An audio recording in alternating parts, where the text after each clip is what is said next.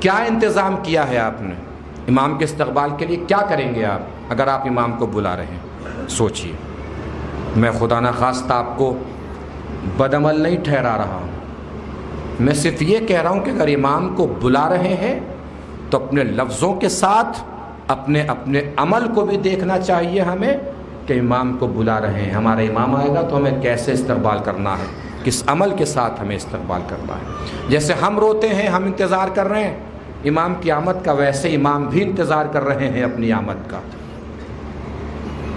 امام کو بھی آنا ہے نا، سکینہ کے رخساروں پہ لگتے ہوئے تماچوں کا انتقام لینا ہے امام کو۔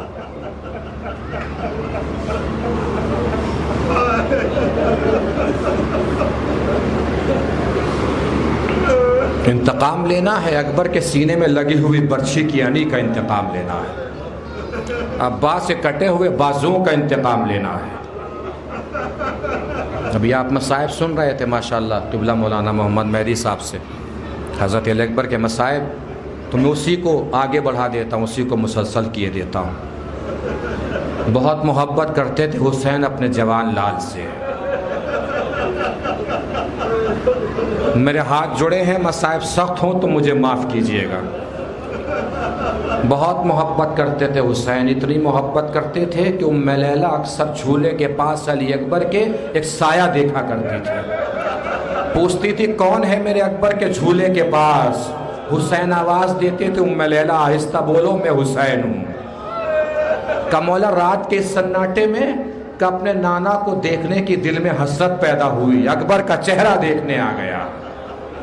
اتنی محبت کرتے تھے حسین علی اکبر سے۔ امام جعفر صادق علیہ السلام کے پاس ایک شخص آیا، اس نے آ کر کہا، وہ حج سے واپسی کے موقع پہ مولا سے ملنے آیا تھا، اس نے آ کر کہا مولا گستاخی معاف ہو تو ایک بات عرض کرنا ہے۔ کہ بتاؤ کیا کہنا ہے؟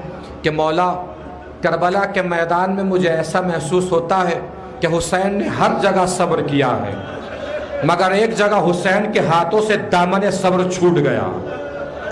امام شدت کے ساتھ کھڑے ہو گئے، اس سے کہا بھائی تجھے پتا ہے تو بول کیا رہا ہے؟ کہ مولا مجھے معاف کیجئے گا، جو مجھے محسوس ہوا میں نے بتا دیا۔ کہ تجھے کہاں لگا کہ امام کے ہاتھوں سے دامن صبر چھوٹ گیا؟ کس موقع پر حسین سے صبر نہیں کیا گیا؟ اس نے کہا مولا کربلا میں جب کسی بھی شہید کو حسین نے رخصت کیا ہے تو کسی شہید کے پیچھے پیچھے نہیں گئے ہیں، لیکن جب حسین نے اپنے جوان لال علی اکبر کو رخصت کیا ہے تو حسین اکبر کے پیچھے پیچھے چلے ہیں۔ مجھے ایسا لگا کہ اس موقع پر حسین کے ہاتھوں سے دامن صبر چھوٹ گیا۔ امام نے پوچھا کہ بھائی تو کہاں سے آ رہا ہے؟ کہ مولا حج کر کے آ رہا ہوں۔ کہ حج کے سارے ارکان تو نے انجام دیے؟ کہ ہاں مولا انجام دیے۔ کہ تو نے قربانی پیش کی؟ کہ ہاں مولا قربانی پیش کی۔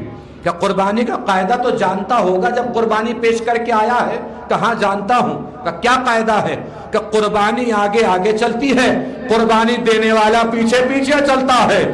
امام نے سر و سینہ پیٹ کے کہا کربلا میں اکبر حسین کی قربانی تھا، اس لیے اکبر آگے آگے چل رہے تھے، حسین پیچھے پیچھے چل رہے تھے۔ اللہ ان آوازوں پہ رحمت نازل کرے، کوئی غم نہ دے سوائے غم کربلا کے۔ جب اکبر چلے ہیں نا، پیچھے پلٹ کے علی اکبر نے دیکھا بابا اجازت دے دی تھی تو پیچھے پیچھے کیوں آ رہے ہیں؟ امام حسین نے کیا فرمایا تھا؟ بیٹا اکبر کاش کہ تو صاحب اولاد ہوتا۔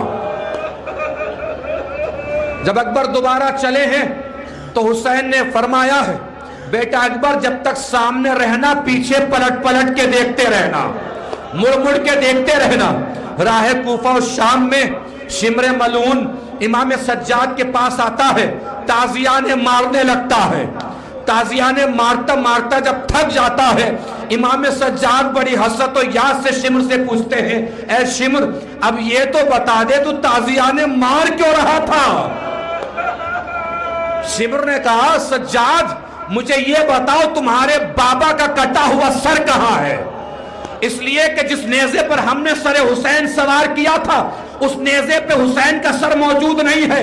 امام سجاد نے فرمایا جہاں تم نے میرے بھیا علی اکبر کا سر رکھا ہوگا وہیں میرے بابا کا سر ہوگا۔ اب وہ صندوق کھولا گیا جس میں علی اکبر کا کٹا ہوا سر رکھا تھا۔ صندوق کھولا گیا تو کیا دیکھا؟ حسین کی نگاہیں علی اکبر کو دیکھ رہی ہیں، اکبر کی آنکھیں حسین کو دیکھ رہی ہیں۔ شمر دوڑا دوڑا امام سجاد کے پاس آ کے کہتا ہے آپ کو معلوم ہے ہم نے اکبر کا سر صندوق میں کیوں بند کیا تھا؟ کس لیے بند کیا تھا؟ اس لیے کہ اکبر کے سر والا نیزہ ہم چاہے جہاں رکھتے تھے وہ سر پلٹ کے حسین کو دیکھنے لگتا تھا، وہ سر پلٹ کے حسین کو دیکھنے لگتا تھا۔ سجاد یہ بتاؤ اکبر کا سر پلٹ کے حسین کو کیوں دیکھ رہا تھا؟ امام سجاد نے فرمایا اس وجہ سے دیکھ رہا تھا کہ وقت رخصت میرے بابا نے اکبر سے کہا تھا بیٹا اکبر جب تک سامنے رہنا اپنے بابا کو مڑ مڑ کے دیکھتے رہنا۔